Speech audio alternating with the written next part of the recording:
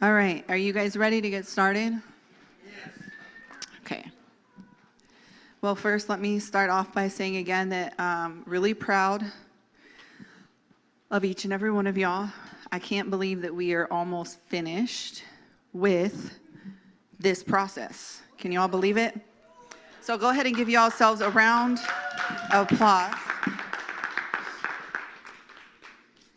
So what we are going to do today, we are going to work on process 15 and 16 together.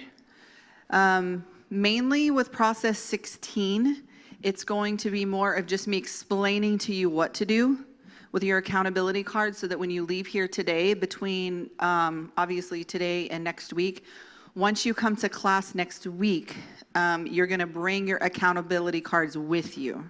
But once we get there, I'm going to explain to you what all that looks like. And the reason why I wanted to just do them two together, because it can be a lot to read and understand, hey, how am I supposed to transfer this when it comes to the faster scale? And then with the accountability cards, I just want to make sure you guys have a chance to ask questions or get clarity on any area that you need that pertains to that. Okay? So, and I'm going to say this again at the end just so we have an understanding. Next week, we will be split up again as normal, okay? And the women are going to restart on process 14 because we haven't gotten through that yet, okay? So ladies, know that we are going to start on process 14, but I will reiterate this again. You're also going to need to have process 18 done. That's for you guys as well. Process 18. We are skipping process 17. So if you want to go ahead and write that down, just to give yourself a reminder, you do not have to do process 17. Okay? The reason why is because I'm going to challenge you after graduation and after we're finished to just go back and do that on your own and hold yourself accountable, because it's a lot of just reiterating what we've already learned. And so it's important, but I didn't want us to spend the time and have to prolong after graduation for us to continue getting together when I trust that you guys will make your time to just go back to 17 and just do a recap, okay? So I'm going to say it again because I like to have things repeated to me so you guys understand. You do not have to do chapter 17. Just do not worry about that right now. Women, we are doing process 14 together next week. So make sure that should already be finished, but also process 18 to be complete. And you're going to have your accountability cards complete as well, okay? But we're going to explain that. Gentlemen, next week you will need to have completed process 18, okay, because you've already done 14. You guys are going to go back with Brother Anthony to process 13 because, I'm just being honest, y'all skipped the whole sex section. And he was supposed to go back and talk with you guys about that. So you guys are going to go back to process 13 and revisit that topic before you move on to finishing process 14. Okay, but you already have it done because you've already done process 13. But that was skipped, and that was my bad, because when I had given him instructions, I said, hey, start on process 14. So that was overlooked. He was just following my instruction, but I didn't realize you guys hadn't gone over that last section yet. That's important, right? Okay. So, ladies, shh, okay. Okay, but do you guys understand though? Are we okay? So make sure process 18 is completely done. So, no, listen, they did not skip a whole section. It was my fault and it was overlooked. Okay, so graduation is definitively, remember, December 8th, okay? If you have not yet filled out the little link that you guys are gonna tell me how many people, family members are attending, please do so. It's just gonna help us to know how many people to expect for that third service. The last class is officially December 15th. So class will be finished that following Sunday, okay? That's why we're doing these two today, and by the time we get, because we do not have class on the 8th, so between December 1st and December 15th, we are going to completely finish. Does that sound good? Okay, does anybody have any questions pertaining to any of those things I just shared? Because I want to make sure we're on the same page, because it's a lot.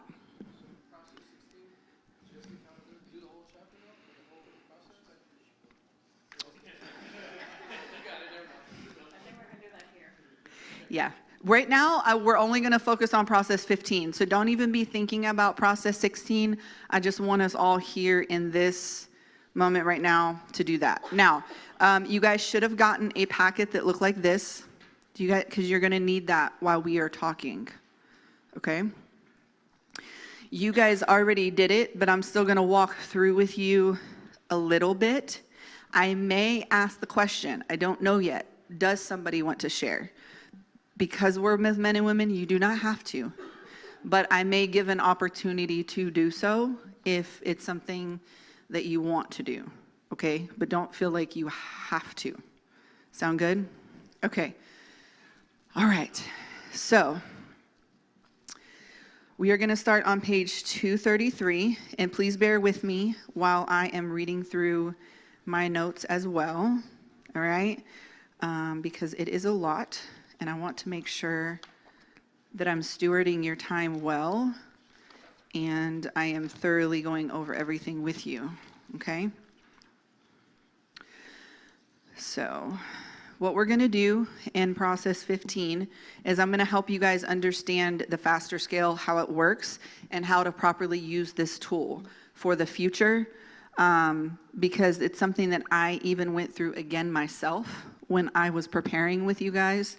And it just helps you really see a lot about where you're at, how you're wired, what makes you do what you do when you are triggered to potentially falling back into the same destructive behavior of doing something, okay? So we're going to understand the process by which you relapse into self-destructive behaviors and to begin to experience freedom through seeing the pattern of your coping behaviors and understand what they are there for. I'm reading at the top of page 233, where it says process 15 goals. And then to understand what relapse is for you, because relapse for you is going to be different than what it is for me. And we remember, which we're going to get over it, but I don't want to get ahead of myself, addiction isn't just substance abuse. It's anything that has you bound, that you keep doing self-destructive, that it's like you can't stop doing that, okay?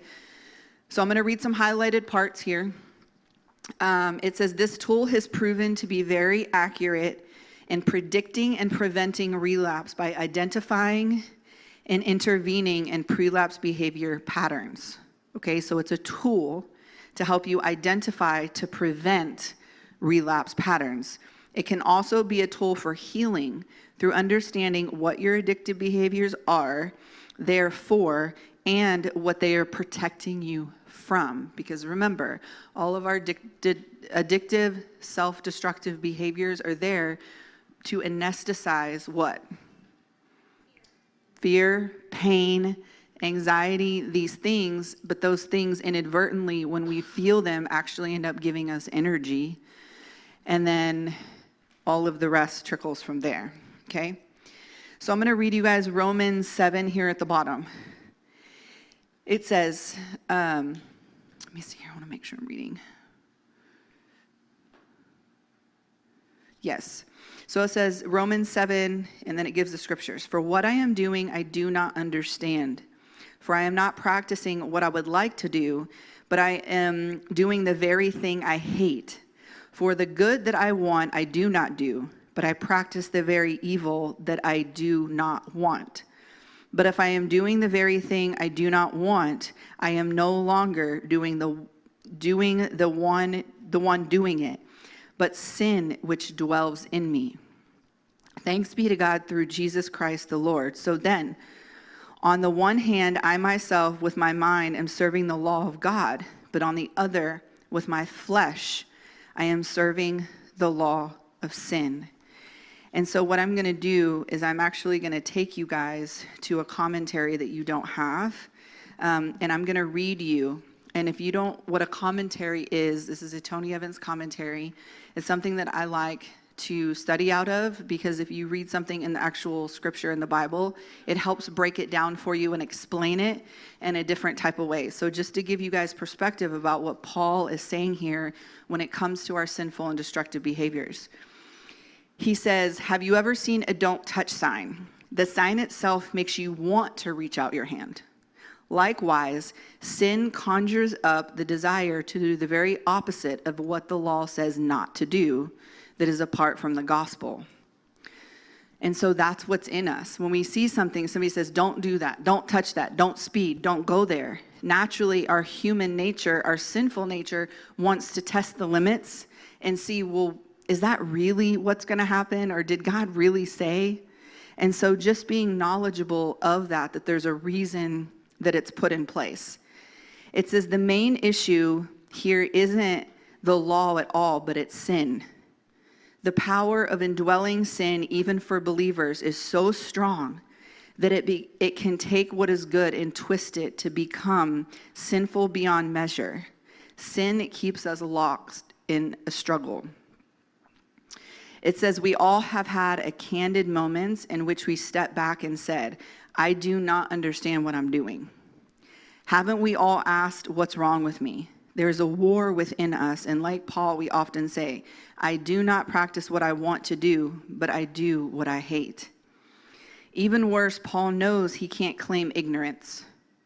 He recognizes the interval struggle as a validation of the law. He agrees that he is doing wrong, and he simply can't break free. Was this because Paul was especially sinful? Probably not. The closer you get to God, the more sensitive you are about your own moral failure. The closer we get to God, the more sensitive we are to our own moral failure.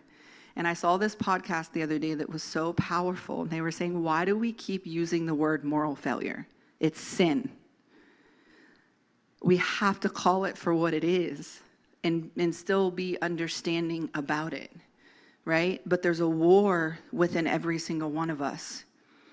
And so the only way that we're going to get closer to God is by staying in his word and understanding what it says, getting it inside of us so that we can walk it out. If we're not doing that, every single one of us at any given point is going to fall back into the very thing that we don't want to fall back into. Okay? Which one? Yes. So this is in the Tony Evans commentary. It says, the closer that you get to God, the more sensitive you are about your own moral failure. So the less and less desensitized you become to it, where we've all been there. You recognize it quicker, or the Holy Spirit quickens you quicker, where before you're like, wow, I never used to feel like that. Or if you look at something you shouldn't look at, now hopefully you'll get a little, oh, I probably shouldn't have done that. That didn't feel right, right? Where maybe 6 months ago you didn't get that. But the more and more you do the very thing that you know you should do, even though it's the hard thing to do, the more and more that feeling will happen. And before you know it, you won't even get the because you won't even look that direction. You just won't. It won't even catch your attention anymore. You see a Jezebel walk in the room, you see a beautiful woman, you already recognize it. Nope, not going there, because I already know what that right there is all about. Because you already can see it a mile away. And you just don't want to entertain it, because in your mind, you play out the tape. I already know where this is going to get me. Or shopping, or whatever it is that, whoever knows. It could be a guy for you guys, whatever that thing is, okay? And so it says, show me a Christian who does not feel the pain of his sin, and I will show you somebody who isn't close to God. So he's basically saying, if you don't feel pain when you sin, if you don't feel remorse, if you don't feel repentant, then you're not close to him. And that's a really hard pill to swallow. Because one of the things I've always asked people is when they do relapse or when something happens, hey, and it's in the next processes, what happened leading up to that? Like, what were you thinking? Did you not feel? And every single time that I've been with somebody, they always say, I did, but I ignored it. I did, but I chose not to reach out.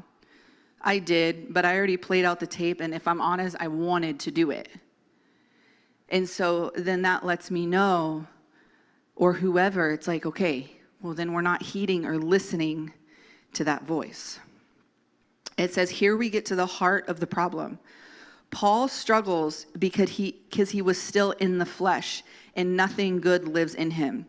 Even though our old self was crucified with Christ, the flesh was not. Now this is really good.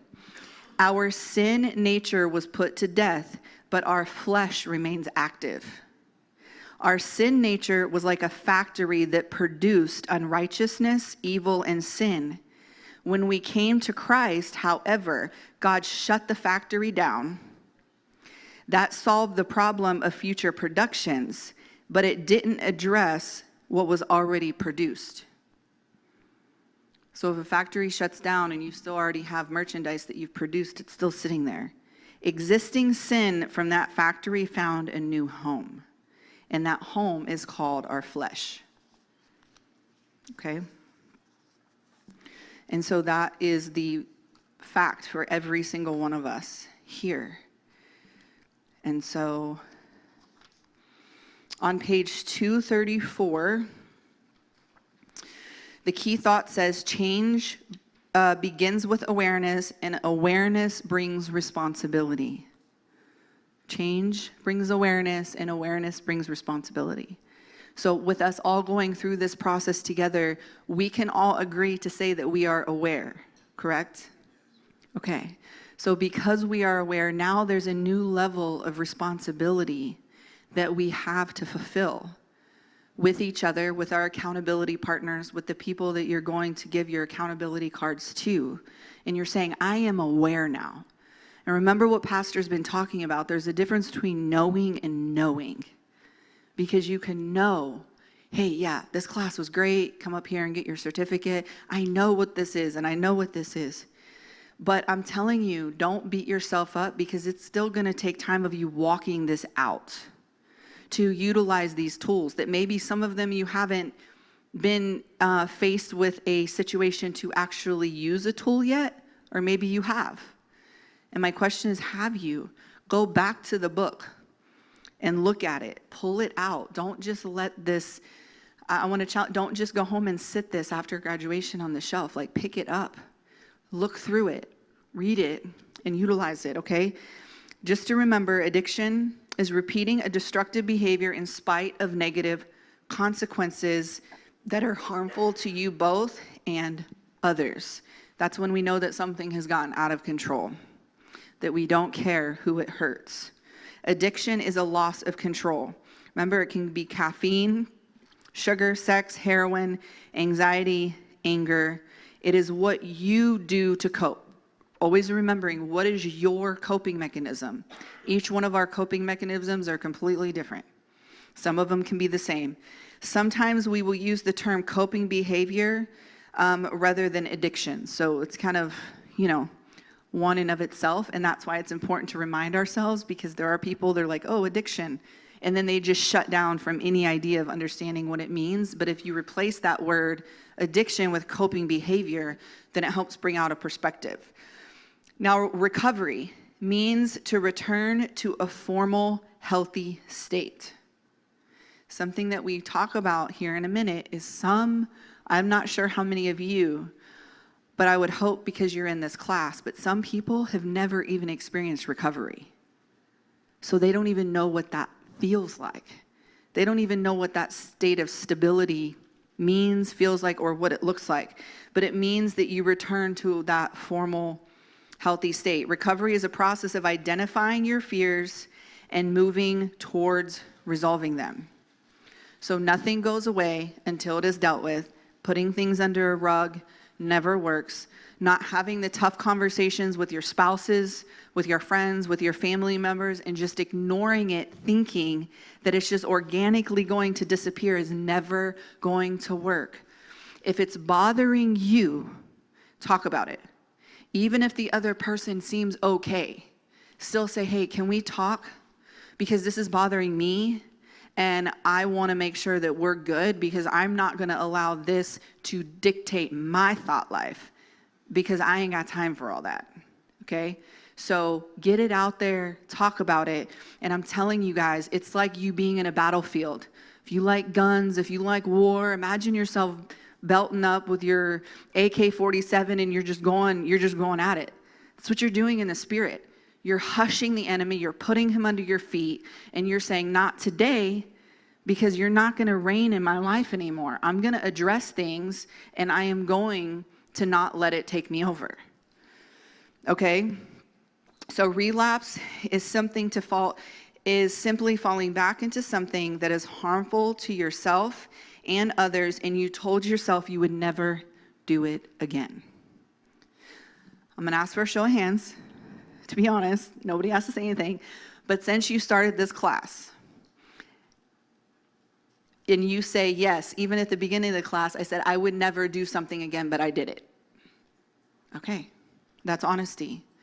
Hang on to that. Don't hang on to it and repeating it, but remember that and be like, okay, I'm not going to do this, but doing the necessary steps. Whatever it's alcohol, anger, anxiety, depression, relapse is repeating the very thing that you do not want to do.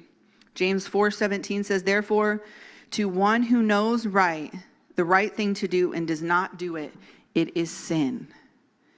And so that is where more so we are all, me, Megan, is held accountable to her actions.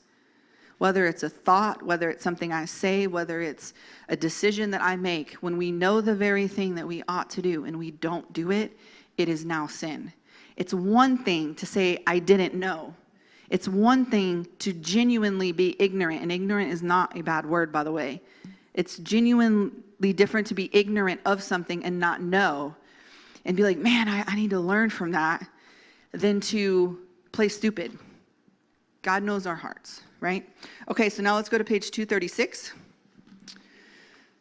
The FASTER scale. Actually, I want to say a couple things here real quick. So, just as a reminder, and I wrote some things down here that are not in your book. Addicts don't use to get high. You use to feel normal. So just want to remind you of that. Let me say it this way. Destructive coping behaviors you use to get high. Not to get high. Yeah, you use to get high because they make you feel normal. So if it's not a substance, but you are rageful and you're angry, you're getting high off of endorphins and neurochemicals that are firing off in your brain, that this book actually talks about rage being just as powerful as methamphetamines and hitting cocaine. It's the same chemicals that are firing in your brain when you get rageful and black out and you're in fits of anger. It's the same exact chemicals. And you're doing it because it makes you feel normal. Because it's fight, flight, or freeze. Remember, we've talked about that. You go to one of those three areas because it's what makes you feel safe in your limbic system, even though that is not a safe place. So you're having to rewire your brain. We're having to rewire our thought processes. Let's take it to Scripture. We're renewing our mind on a daily basis, running our thoughts through the obedience of Christ, not going to sleep when we're angry, not sinning when we're angry. Do you see how they web together and it all connects? Okay? Anything that has to do with survival, which is your ability to cope, can become an addiction. The three main areas of the survival part of your brain, remember your limbic system, are in control and can become addicted, and that creates cravings for food, sex, safety. So whether it's a female brain or male brain, those are the three areas. We're just doing some recap of everything before, because it's important and pertains to the FASTER scale. Food, sex, safety. So when you see yourself going to any of those areas, safety can also fall in that you only feel safe when you're eating a big meal, but you're not even hungry. Why? Because you're releasing endorphins in your brain. There's a literal chemical release when you're eating, when you have sex, or when you are feeling safe. It's all in your neurological system. Your mind, your will, your emotions. Okay, so we have to learn how to take these things and steward them like God has intended: food, sex, safety, not utilizing it as abuse or a way to cope, but how God intended it in a God-honoring way, okay? This is why we say, and I want you guys to write this down, reward without work is neurochemically destructive. Write it down, please. Reward, and it's okay if you can't spell the neurochemically, but just try. Reward without work is neurochemically destructive. Because what you're doing, it's the same way when we're raising our children, and you're not teaching them how to clean their room or how to steward things or how to pick up after themselves. And you're just constantly rewarding, but there's no consequences for their actions. There's no consequences for talking back.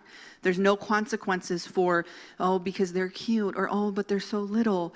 No, it's neurochemically destructive, because what you're doing in the limbic system part of their brain is you are wiring their brain at that moment to realize that I still get rewarded even though I didn't do what it took to get the reward.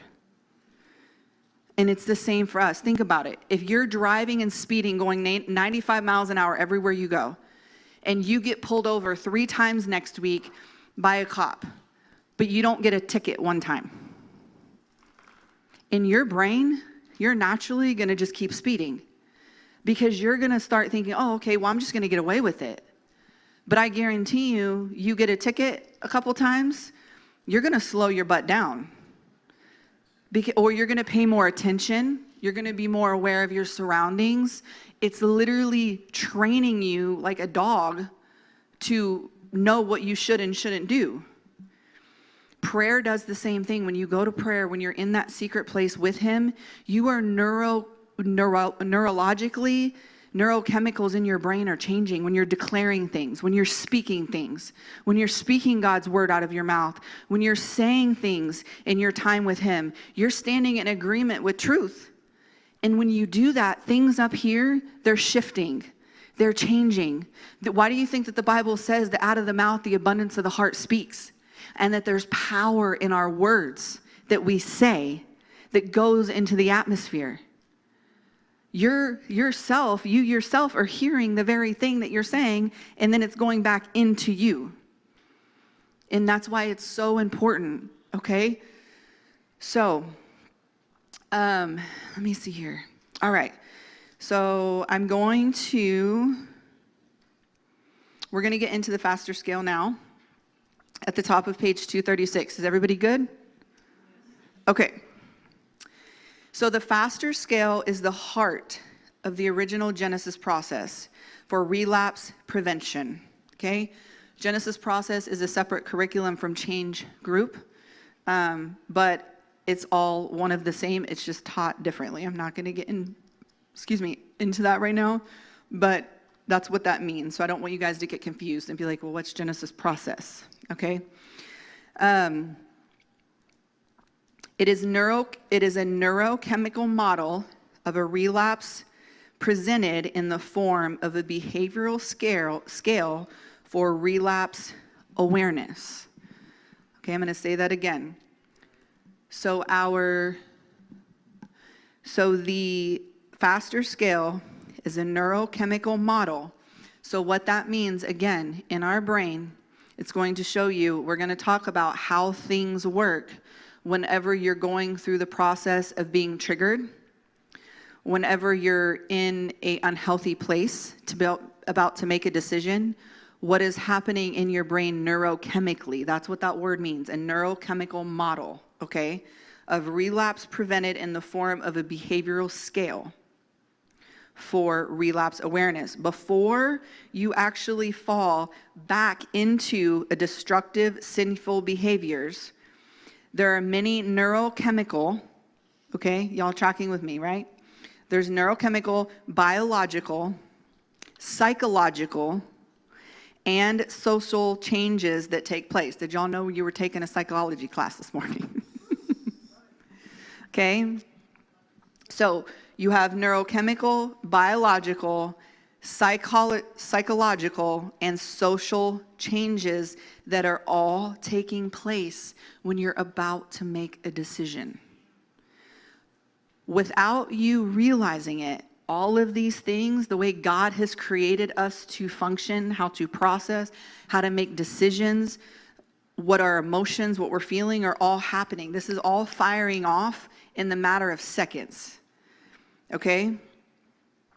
During this pattern, chemical changes speed up your body and dull physical and emotional pain.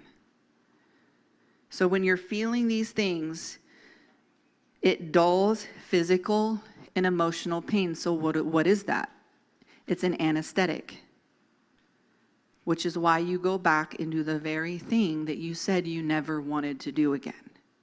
That very thing could be continuing to get into unhealthy relationships, because maybe you haven't dealt with your insecurity and thinking that you're good enough. That in and of itself can be to mask physical and emotional pain. Okay? And I keep repeating it because I want us to really understand that it's not just about substance abuse or alcohol. We have to remember that, all right? So, I'm going to read it one more time. During this pattern, chemical changes speed up your body and dull both physical and emotional pain. It's another reason why we say we can't go off of our feelings. Our feelings can be deceptive. Our heart is deceptive. When we say, I'm going to be led by my heart, that's usually not the best thing that you should probably do. You need to be led by what the Holy Spirit is telling you and what the Word of God says. Because what you think your heart is telling you and your feelings could be a lie that you have been believing all of your life, and you think that your truth is truth, but your truth is actually the lie. And you have to be able to understand, what is it that you were believing to be true? Is it biblical? It is a process of avoiding unwanted thoughts, feelings, and memories by increasing and anesthetizing emotions such as anxiety and fear. So you're anesthetizing the emotion of anxiety and fear. So you start speeding up. You start not thinking rationally because it numbs those feelings. So Key Thought says in the middle of the page, why is rest important? Cravings for old habits are strongest when you are tired. And I want to talk about this for just a second, because I want to remind you guys, speeding up, being busy, being constantly go, work, ministry, and there's no downtime, that's speeding up. You're not taking any time for yourself.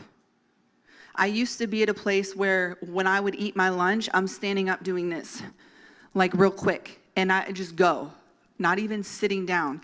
Because if you take just 10 minutes to sit down without your phone, without a book in front of you, in the silence, and eat a meal, like when was the last time you did that? But I'm going to take it a step further. But at nighttime, you lay your head on your pillow and you can't sleep. And maybe some of you guys are having to take sleeping pills or organic Z's to be able to go to sleep. Sorry, had to throw that in there. Okay, organic, melatonin. But eventually, well, because it's definitely not bars, but there are bars. Bars? You're talking about bars? Oh, I was talking about bars, the Xanax bars. Because people take those to go to sleep. Okay, but here's the thing. Just ask yourself, I'm not saying, hear my heart, I'm not saying that those things aren't needed, that some people might not need those for a season or whatever. I'm just saying, search your heart, take it to the Lord. Whenever you feel that ready, and say, Lord, is this something that I should continue to take? Is this something that I should be doing? Because you very well still could be masking something that needs to be dealt with. Because at nighttime, when you lay your head to go to sleep, all the noise stops. Everything quits. And you can't sleep. And the reason why you can't sleep is because your mind won't shut off, and it's constantly going because you have not taken time in God knows how many days or weeks to actually think through and feel the things that you need to feel to heal. And so you're masking them. Maybe you're keeping the TV on all night because you're like, oh, would I have to have background noise? No, I think sometimes that could be the case, but you also could still be filling your mind with stimulation because that's still stimulation. And so it's understanding these things of this speeding up process, not slowing down, being able to sleep at night and have a good sound sleep without having to use anything to go to sleep. I'm challenging you. Try it sometime. Take it before the Lord if that's you. I'm not judging you. I'm saying it's part of the process. At some point, I challenge you to be like, hey, let me not try that for a season. Let me just try during the daytime, maybe on my lunch break, or maybe you get up earlier, an hour earlier, and just sit in God's presence in the quiet without your phone and say, Lord, what are you saying to me? And if you start having thought, okay, what about this and that bill? And then all of a sudden trauma memories start coming up. That's a good thing. Do you want to know why? Because you need to think about it. And then regret and remorse starts to build. And then you start thinking about maybe a kid that you lost, or a friend that you lost, or a family member, or you start worrying about X, Y, and Z. You need to feel those things. Because what happens is if you don't sit in that and feel it and process through it with the Lord and then take it to a trusted friend to verbally process, you're going to stay stuck. I will stay stuck. Our mind can be the most horrific place to be with ourselves alone when no one else is around.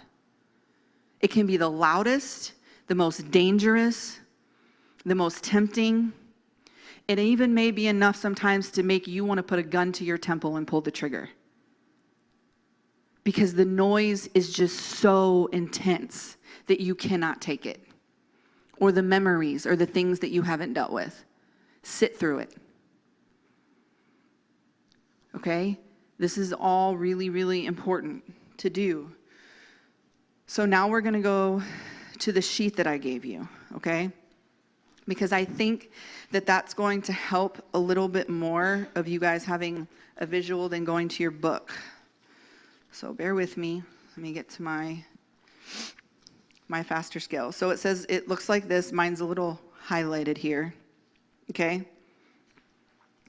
So each letter on the faster scale represents and reflects the progression of the strong emotions that mask pain.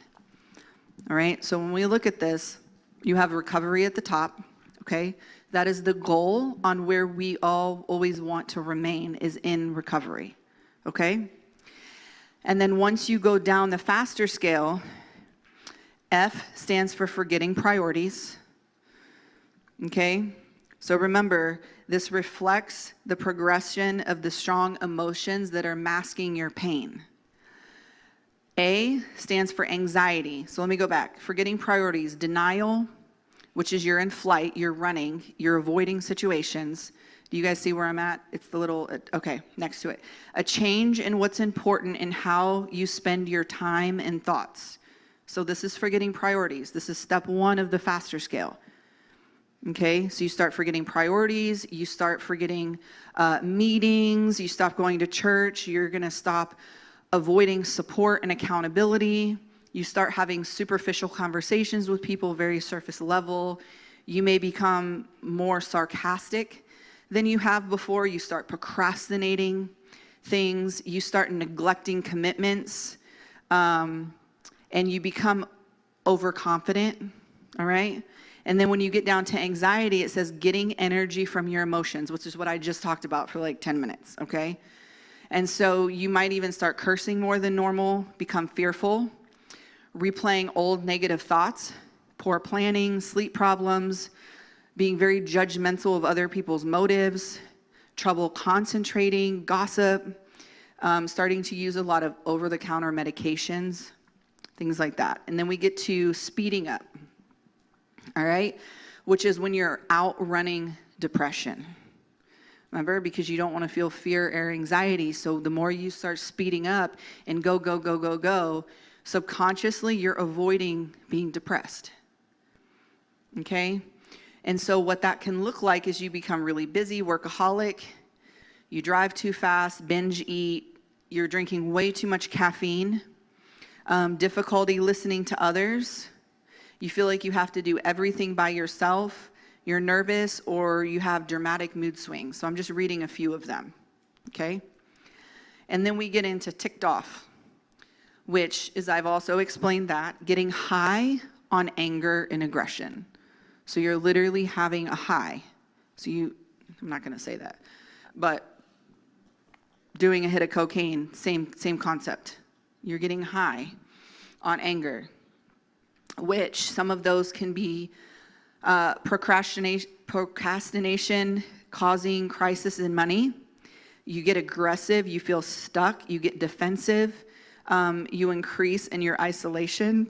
You always feel like you have to be right all the time. You're being overreactive, you're irrational, and you're not thinking straight. And you just become very black and white. You don't want to listen to anybody or anything. It's your way or nothing, okay? Exhausted is the point where you are out of gas and now depression sets in. So now you're so exhausted from speeding up constantly because you were so full of anxiety, feeding your emotions, but it all started with you forgetting priorities, and instead of us just sitting down addressing the very thing that we need to address, we're all the way down here on the faster scale, curled up in our beds, isolated, sitting at a bar in a hole somewhere where nobody knows where we're at, an hour away because you don't want to be caught. Or you're sitting scrolling on your phone in your car and nobody knows what you're looking at. Or maybe you're at the strip club for lunch for the free buffet special and nobody knows about it. And your wife thinks that you're at work and you're not. Okay? So it's the depression, but everybody handles depression differently, okay? So that's when I'm going to jump ahead a second. Our accountability cards are important because who you're going to give those to, and I will help hold you accountable, has to be people that know you really, really well. None of y'all in this room, unless I know you, cannot come hand me your accountability card. Because unless I know you like that, to know where you're stepping out of character, that you can hide, if you can hide things from somebody easily, don't give them your accountability card. That's not who you need to be giving your accountability cards to. You're going to give your accountability cards to somebody that's going to call you on your BS and that knows you well enough to know when you're in your BS. Okay, so we can't go give them to people that kind of know us. That's not going to work. The accountability cards won't work. Okay, let me get back on track. Okay, and then we have relapse at the bottom, which is returning to the place that you swore you would never go again. This is when you're giving up, giving in, and you are completely out of control. You're lost in your addiction, lying to yourself and others, and feeling you just cannot manage without whatever it is that you're doing.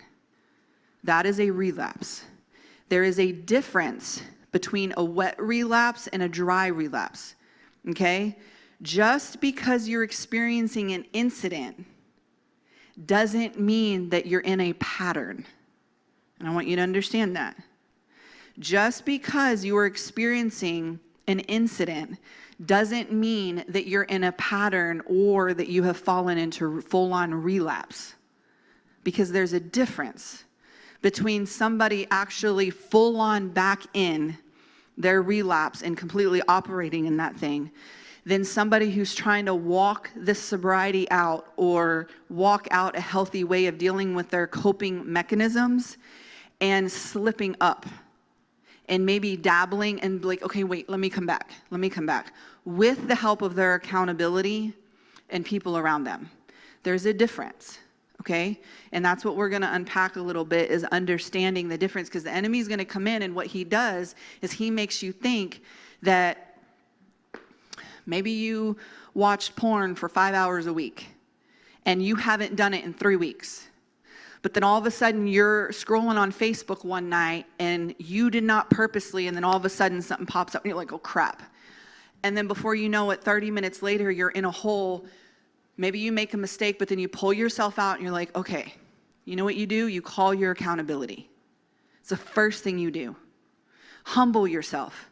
Say, hey, I did this. And I'm telling you because I need accountability, and there isn't anything that maybe you need to do, but I want you to be aware of what I just did, so that I know that you're aware, so that I don't let the enemy get a foothold in my isolation, in me feeling bad, in me beating myself up. I ain't got time for that. And I guarantee you, when you do that, maybe you need to put safety things, like, okay, well, the next time I'm scrolling, let me not. That's how you walking out your freedom is going to work. Okay? That's how the process works. It's not going to sometimes just happen overnight. But you have to be aware, because why? If now you know, but you still do the very thing, it's sin. But now that you know, and maybe you slipped, do what is necessary to get back on track. So then the more you do that, I promise you, and the more you sit in his word, allow the Holy Spirit to fill you up with his presence.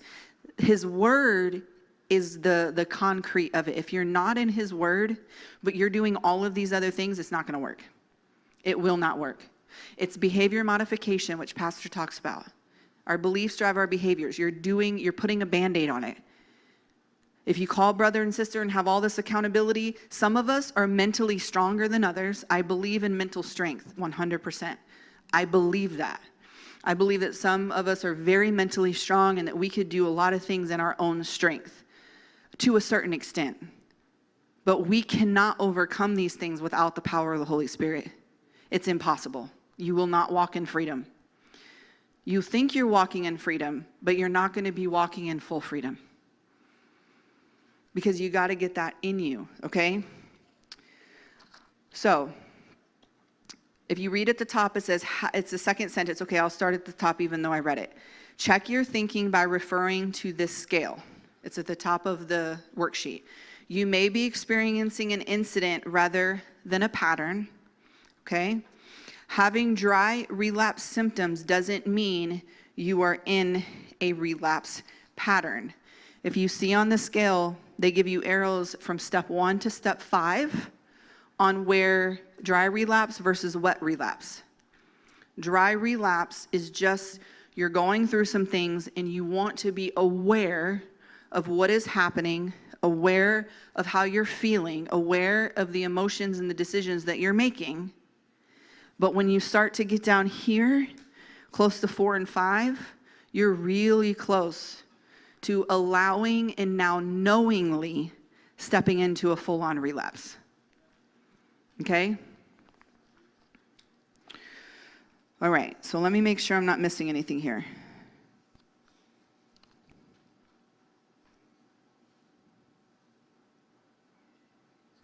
So always remember your last words, feelings, and emotions right before you relapsed.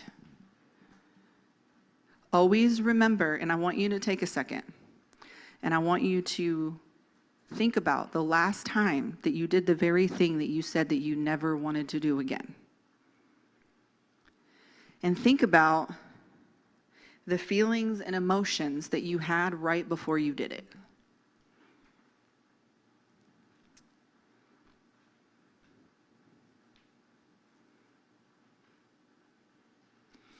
And I'm going to tell you that more often than not, it didn't happen at just that moment.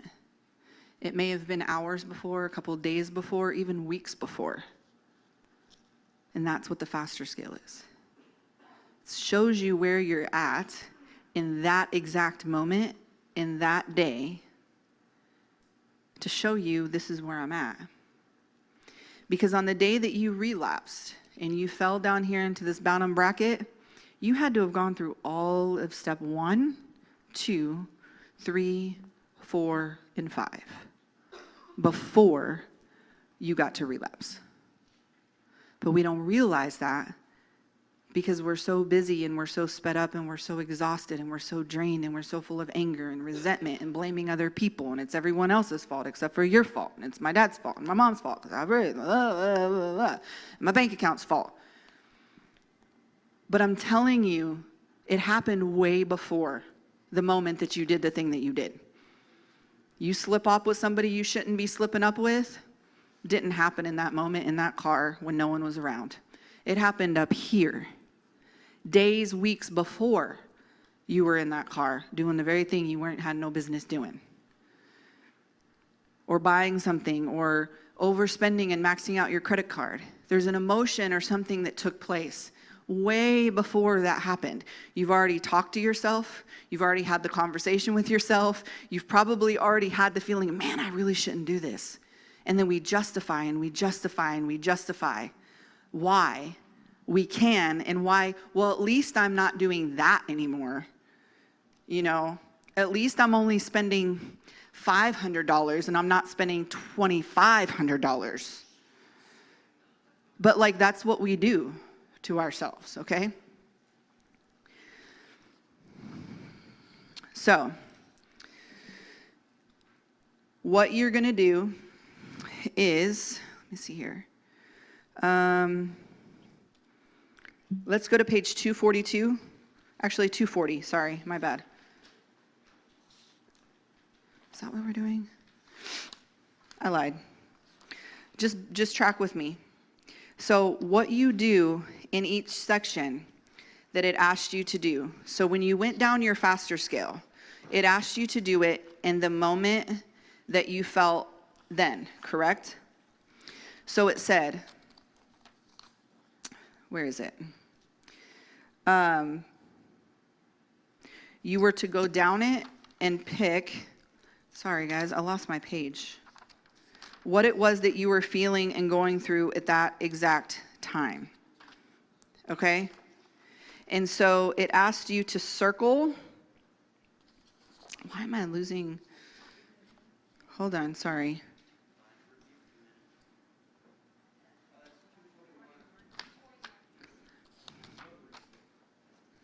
Okay, yes, thank you very much. The faster scale and recovery. This is what happens when I get ahead of myself, because I'm like, I gotta stop because I have my notes, but then I like get excited and I just want to keep going. Okay, recovery is a state of surrender to God's will for your life. It is an attitude of acceptance of life on God's terms. Accepting both the good and the bad with faith in God's love and receiving his help through other people. People in recovery have no current secrets. Okay, I'm gonna say that again. People in recovery have no current secrets. Meaning, there's nothing that you are withholding from your spouse, from those that love you, you're saying or holding you accountable. If I'm meeting with you and I'm your accountability and you did something that you know very well is not what you should have done because you've asked me to hold you accountable and you did it, you're holding a secret. So what we're doing is irrelevant at this point. You're wasting my time and I'm wasting yours.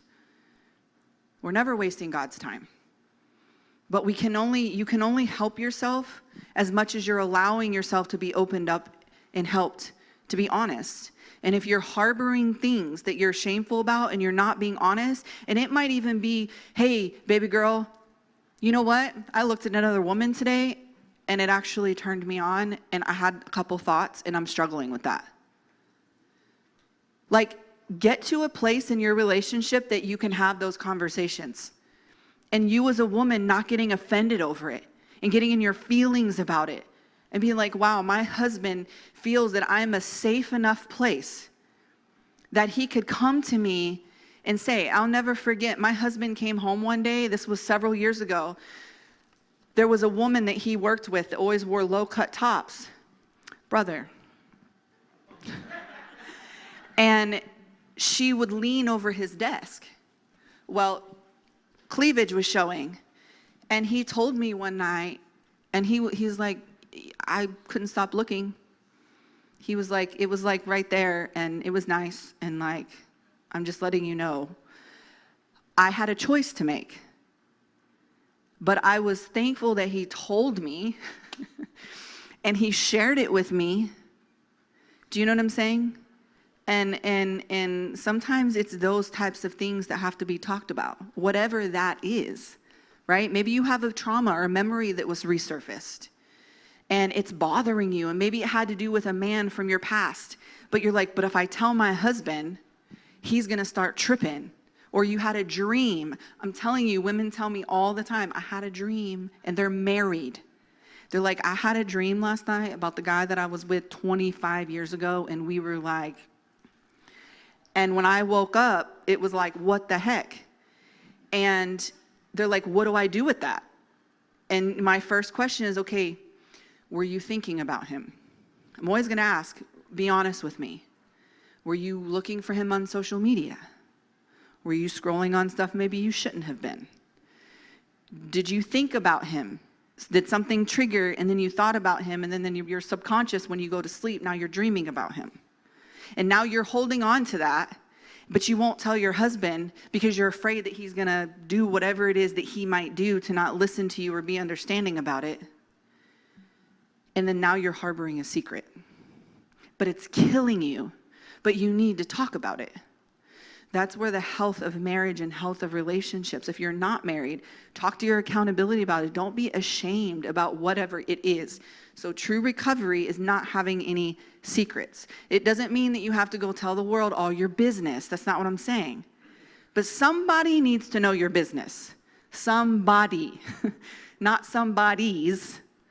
Somebody needs to know your business, all of your business. Okay? All right, so then what it asked you to do on the recovery scale, it asked you to underline the most positive behaviors and how they affect you. So when you did the recovery, we're just gonna run down real quick to underline your positive behaviors. So I did that, all right? And then it asks you to circle the most powerful behavior you do in the recovery and write it down, okay?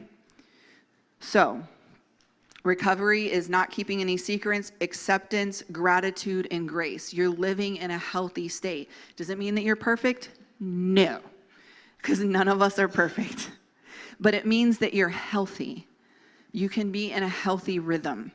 Just because you're in a healthy rhythm doesn't mean that you're not going to get out of healthy rhythm. Guys, I did my faster scale and I get all the way down to ticked off. Okay? And I'm gonna share mine with you. None of us are there. None of us stay here, but it's recognizing, where am I today in this situation? All right? So now let's go to the next one, forgetting priorities. So now we're on F. It's the denial, flight, changes in what's important. So you know what it's like for you to be in a constant state of recovery, right? Because you've identified it, you've circled your most important, and you've underlined some of the other ones. So now when you go, we're gonna do the same exact thing. It says, the first sign of turning away from recovery onto the road to relapse is a change in plans in what is important. So you've always been doing the same things, you're in a healthy rhythm, things are good, and then all of a sudden things shift. And it doesn't always happen immediately, but you know that there's a shift that's taken place and things are now a little bit different. The primary thing that always seems to start the descent into relapse